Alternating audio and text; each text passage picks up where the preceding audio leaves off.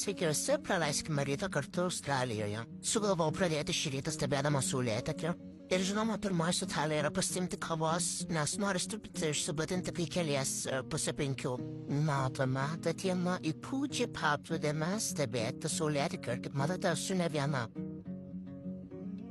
Bet čia sėdėdama ir gerdama kavą ir valgydama savo karsenelą, supratau, kad turbūt mano mėgstamiausias dalykas Australijoje yra tai, kad žmonės pradeda savo dieną čia labai anksti.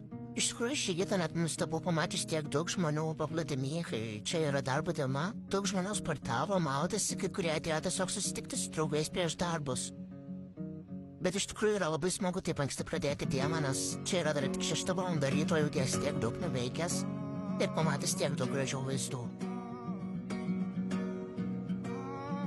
Na ir kai saulė pakilo, supratau, kad visgi reikia važiuoti man atgal į miestą, nes man šiandien yra paskaitos. Tai čia štai matote, kaip einu į paskaitas ir čia pagaliau priejau savo koledžą ir einu mokytis.